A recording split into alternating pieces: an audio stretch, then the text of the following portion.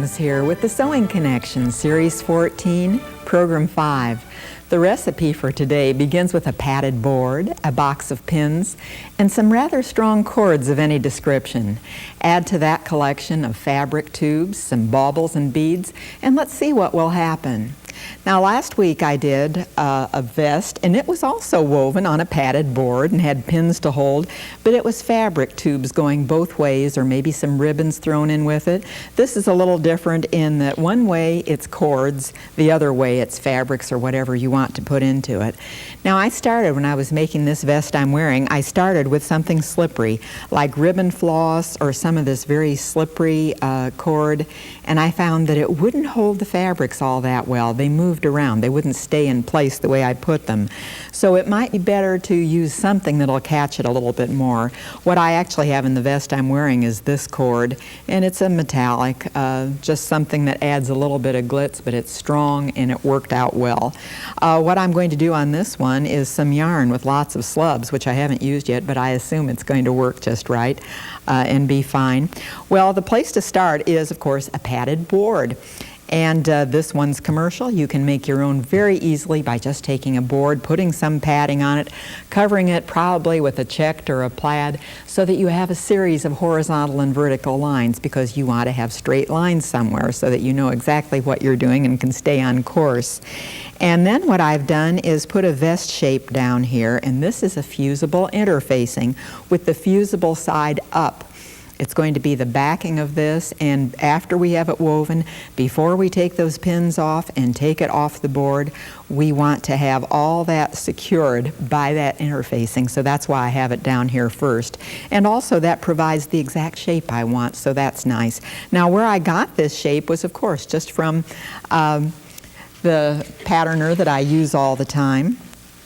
And what I have done with this is cut it out a little bit more. This is just basic patterner, and what I've cut out is I have the arm's eye cut out, the arm's eye armhole. It's cut out a little bit lower, because no telling what you might wear with it, a sweater or a blouse that has big enough sleeves, you want it lower. And also I've cut it down to a V-neck, and because this patterner ends right at the center front, you add a little extension there at the front for buttons and buttonholes and for a seam. And also I just made it pointed, just shaped it down there a little bit, so it's that easy to change the shape just slightly, and you can do that very easily. Anytime I do this, I kind of like to, so that I can refer to it later and know what I did, I kind of like to put a little swatch of fabric on it maybe, so I can remember, okay, that was this particular vest, and then next time I make it I can try this vest on to see if it really is the shape and size I want it to be for the next project. Well, after you have this down on the board, then it's time to put pins in. And usually you put pins about every ½ inch, and I'm using rather heavy pins this time. It doesn't need to be heavy because there isn't going to be that much strain on it, but I just happen to have a box of heavy pins here. Lighter weight ones would work just fine. And notice where I've put these. I already have them down here at the bottom, and they're every ½ inch. This is why you like to have that succession of vertical and horizontal lines in it by having a check, so that you know exactly where to put these. And if you want something really closely woven, you might do it closer than a ½ inch, but ½ inch is usually just about fine. And so I've done all the bottom of it there. You don't do anything on the side. You just come up and start doing it here. But then look what's going to happen. This is going to cut in more, and then it's going to come out again. So I don't want any pins around here because I couldn't wind the yarn on it that way. Pardon me. Instead, what I want is to come way up here. So the last pin I have is at this line. I'll come way up here and start the next line and do a succession of them up here on top. And notice how I'm putting these in at a slant so that the cord can pull against them and it won't pull the pins out. This will give it strength. And now when you come to an angle like this, it's what are you going to do with that? Well, what I'm going to do, because I want to pin this form down, is just go right on the edge, and again just put one on every line. Now they're going to be rather far apart because they drop down so far each time. Now when I did the first one, the one I'm wearing, I decided it's very likely that when I get all these pins out it's going to condense a little bit, because right now it's being held in tension.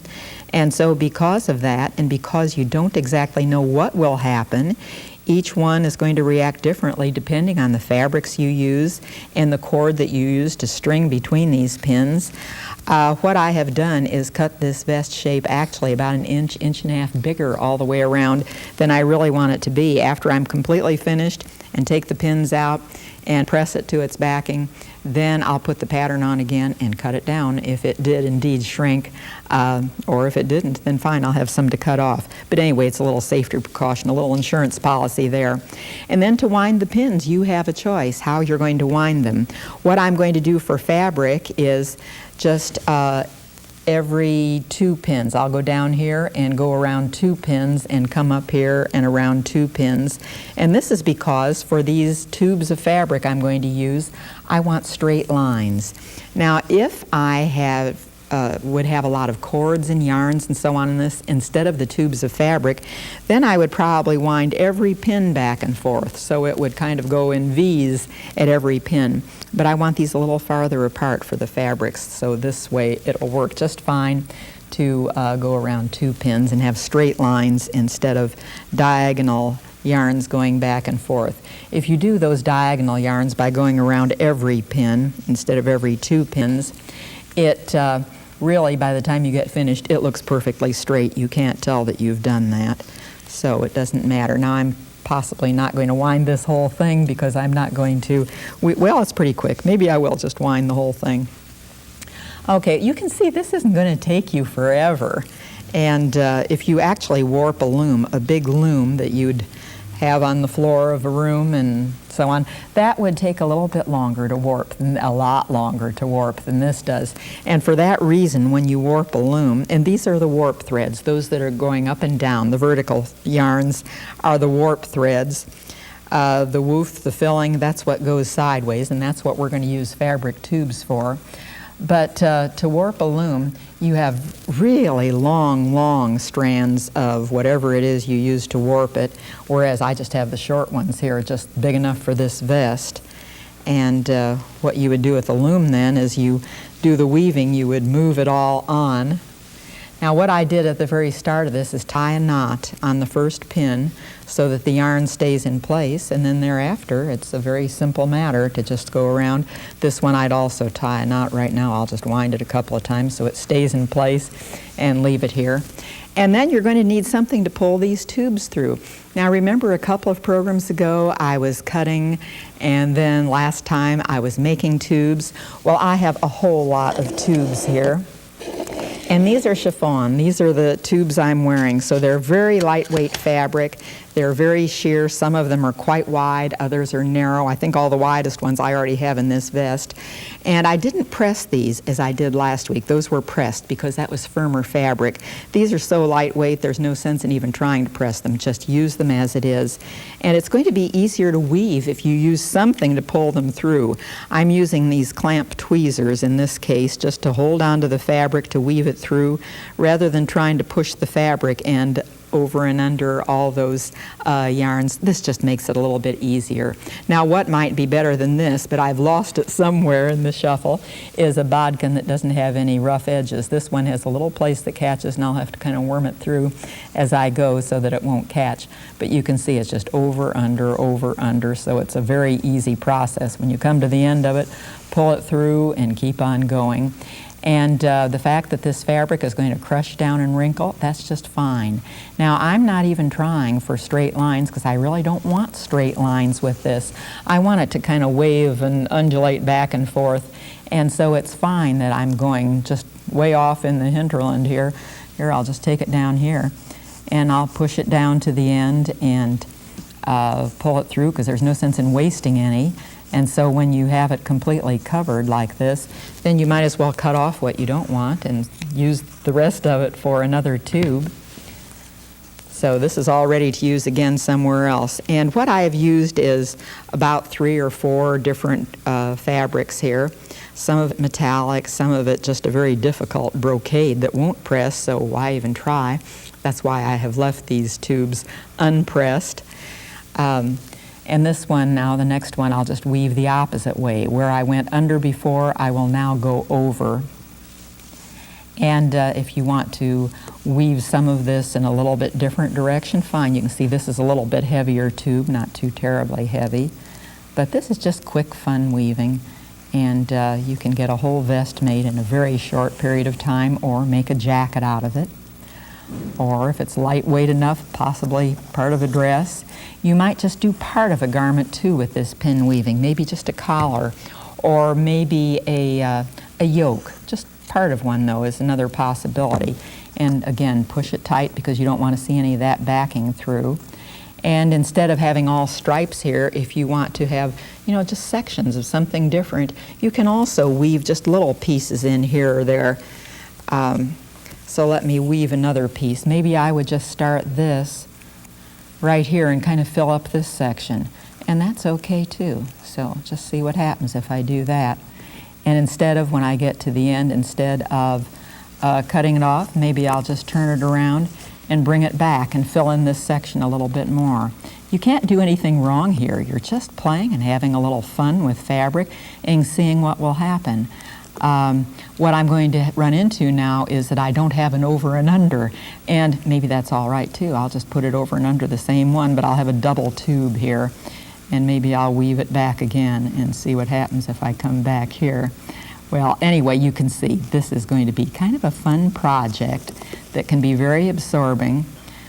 Any of these really fun things. It's family fix your own dinner. I'm too busy and I'm not going to bother with you time, because this is fun to do. And this one I'd probably just cut off and tuck underneath here somewhere where I can't see it, because it'll then get fastened down to the interfacing when it's pressed later.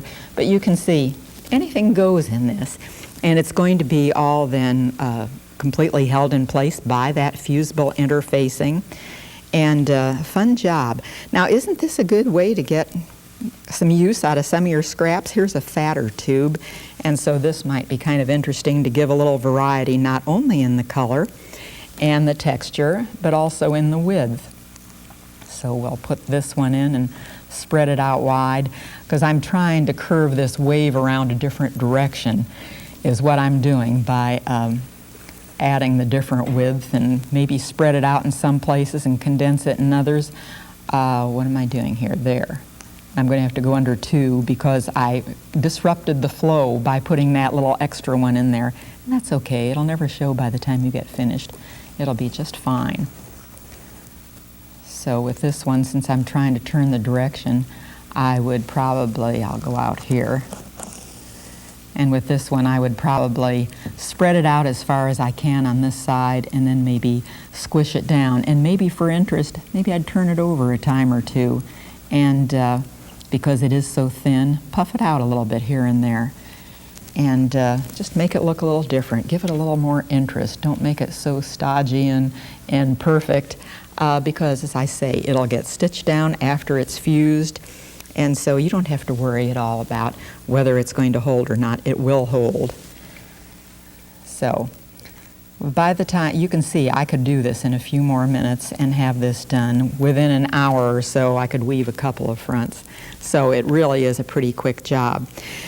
Now, after this whole thing is all finished, and if you decide that, oh, I don't quite like that, let's push this apart and weave something else in this section, or let's push that apart and put another color here, you can do that. It is so casual and so easy to do this, you can do no wrong. Then when you're completely finished, what you want to do is put a press cloth over it, and because this was very thin fabric, it's going to be just fine to do this pressing. This is going to be the top side of the vest, of course. The underside is back there with the interfacing.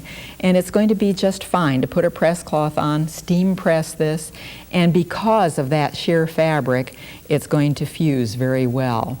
Now, if this had been heavy fabric like I used on that vest last week, some of that was suede, some of that was heavier tubes, it wouldn't go through nearly as well. So this one I wove with the wrong side up, so that after I was finished weaving, I could put some interfacing on top and fuse it, because the heat wouldn't have gone through and it wouldn't have fused as well. So think about the thickness of the fabric and what qualities it has to see how well it's going to work. Well, after that's all fused and all held in place, that's when I would then be safe to pull out all these pins. I'm debating, do I want to pull them out or do I want to maybe finish this? Maybe I'll leave them in and do something with it after this program is over. But after you have it all fused, then you put that pattern on again, and whatever is in excess, you just trim off the edges. So you can see I do have this about an inch bigger all the way around. And after I'd pull out the pins, then it might come in and might not be this big. So you'd have to decide exactly what's going to happen. The one that I'm making, or the one I'm wearing, this is what I cut off. I had considerably extra because I had expected it to shrink a lot more than it did. It didn't at all. So this is just what I cut off one side. And after you get finished, even though this is all fused in place, because there are not fabrics going both ways, because there's a cord going one way, with some wear it very easily could start to pull apart after a little bit, and because people are going to handle it as you're wearing it. You know how all your friends are going to come up to say, oh, what is this and what's that and how'd you do it? And so what's a good idea, and you can see I've done a little bit of it, is just to stitch through it all with something that doesn't show at all, but it's going to be a lot safer if you stitch through it.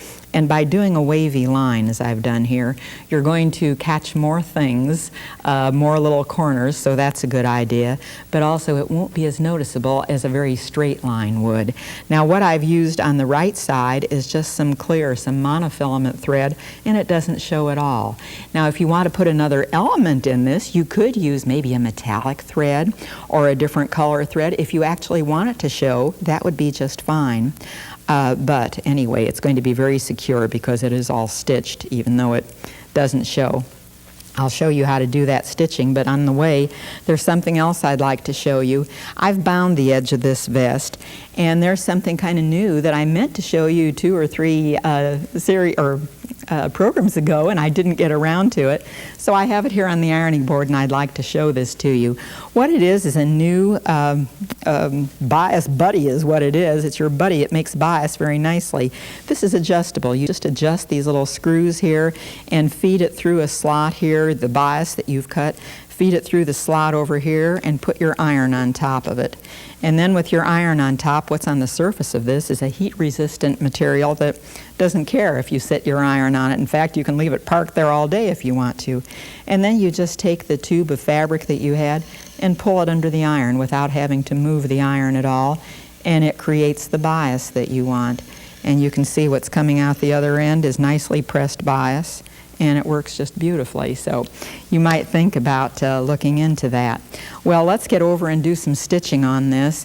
And what I'm going to do is a 3-step zigzag is what I have it set for. And notice how I also have, because you just may need that to get nice straight rows, I have my quilting gauge there. And so what I'm going to do is put that quilting gauge right along my former row and stitch a new row. And I'm stitching these, probably about an inch apart. So it doesn't need to be too close together. And this is just a quick job, but you can see by doing many rows of this, it is going to be a whole lot safer, and you aren't going to have to worry about it falling apart. So let's do the job once and not have to go back and repair it later, and you'll be a whole lot happier with results. See, it just doesn't show at all. Cut them all off short, and you've got a nice, safe vest. Now, there's another vest that I want to show you here, which is spectacular. You know, mine's okay, but this one is spectacular. I absolutely love it. I don't think I can talk her out of it, but I want to talk to you about it and show you what's in it. Now, this actually, I said vest, and it actually is a vest. If you will look at this closely, you'll notice that it's the very same vest pattern, or one similar to what I'm using. This was made by Grace France, who is from Belgrade, Montana, and she was formerly a professor of education there. Well, she just recently retired to pursue her big interest, which is wearable art. She does it extremely well, doesn't she? So now it's fun for her, I'm sure, to do this full time. Well, anyway, this started out as a vest, and you can see that what she has done is just take it around to a little rounded neck here as it comes down to a point. And then she's cut some unusual points down here, but just a very small difference. And that was the original vest that was made. And then what has been added to that vest is sleeves. And they are just ingeniously done, and it's something you might want to think about doing sometime. What it is a piece of fabric, and I measured it, that she built out of pin weaving. I measured this, and it's about 18 inches out here, 17, 18 inches. And from the front to the back, it's about 28 inches there. And so it's just this piece of fabric that you pin weave. 28 inches one way, 18 the other way, and then you can see that it's slightly shaped here in the bottom, but not much. It's straight here, and then it just comes up to make a slimmer sleeve here at the edge, down about, below your elbow, but not all the way to the wrist is what this amounts to. And this is sewn, it's open below that. The only place this is actually stitched to the vest is on this straight line going over the shoulder, and the rest of it's just loose. Isn't that a gorgeous jacket? Let's look at some of the things that she has in this. Now, she also has a lot of fabric tubes here, or actually she made bias tape instead of tubes, which is fine. It doesn't matter which one you prefer to do. They both work well. She also has mixed in with this some strips of ultra suede, and some cords here and there, and some novelty yarns, some texture-y yarns. So she has an assortment of things. Here's some more ultra suede. And I thought, what a marvelous collection of fabric she has gathered together here. Those purples and reds go so beautifully. I just love the way they all work out. And then I looked inside this, and I thought, isn't this lady one smart cookie? What she has done is take a striped fabric. I want some of that fabric. If I can't find it in the shop, maybe one of you have it at home in your stash, could send me a yard or so of it. Well, anyway, I just love this fabric, and it's a striped fabric. What she has done then is cut those stripes and use those. No wonder it's so well coordinated. Now, isn't that a quick trip? Instead of having to gather all those fabrics together. What she also has on this is a lot of this eyelash yarn tied in place, just tied individually all over. So there's where a lot of work went in to do all that tying. And then she also has a lot of baubles and buttons and beads hanging all over a shisha mirror up here, crocheted around it to hold it on. So a lot of really pretty things. As I looked at Grace's jacket, and let me show you the back of it too, she only has the sleeves pin woven, as you can see, and then the vest itself is done in other ways. But as I looked at that, I thought, I'm not finished with this vest, am I? This is just a work in progress, and I still need to do more with it. Now, what I'm going to do with it after I saw hers and thought, I better pursue this a little bit beyond, I have some button boxes out here. I think I'll take a handful of the purple buttons out of that box and probably add those to it. And I'll get some metallic gold on it, and I'll get some green on it, and kind of do it up a little bit better because it looks very plain. Now, what I love in all my travels, because I'm just sort of all over the country, is that I pick up a lot of good ideas. When you mix with other people, you pick up their ideas and you learn to be a little different, and that's good. And what I find out is, now I'm being too plain. I just better get a little bit more wearable art and put some of those other things in it. Now, what I've done to the other side of this vest and to the back of it as well is I have a suit jacket out of this fabric, and this is the extra. It's kind of a raw silk, and this is the extra. But I thought these are all the same colors as my vest. I could actually wear this jacket over the vest and have it look like a coordinated outfit. So what I wanted to do is just cover this up a little bit with more of that that chiffon fabric, but I didn't want to just have it on plain. So what I've done is taken a new product, and what this is, it comes in 1/2 inch or 1/4 inch, and what this is, it's a double-faced tape. But as you put little pieces of it on and peel off the backing, and you can re-stick it if it doesn't work out quite right, just pull it off and stick it again. But I've crunched up the fabric and stuck it down to that sticky tape so it holds it in place temporarily. And then you take it to the ironing board and press it, and then it's a permanent bond. It doesn't pull off once you've pressed it. So it might be something very nice either to hold a hem permanently in place or to do something of this sort. Now, what I'm starting to think of already as I look at my stash is, okay, what could I do that maybe looks similar to Grace's? Because I know I'm not going to talk her out of it. Now, if you think this is pretty, so have a lot of other people, including judges. It has won Best of Show a couple of times where it has been exhibited in galleries, and for good reason. It is just really a pretty piece. But what I'm collecting is, as I look through my stash, I find that, well, I have this fabric that has stripes in. I could use all of these and put them together. Or I have this fabric that has a lot of stripes in, so that wouldn't be a bad idea. Or I have this one that has those purple and orange and red and pink colors in it. So it's kind of a nice gathering together of colors that look pretty together and colors that I happen to like very much. So do look around. Don't just stay in your own sewing room. Look around to see what some other people are doing.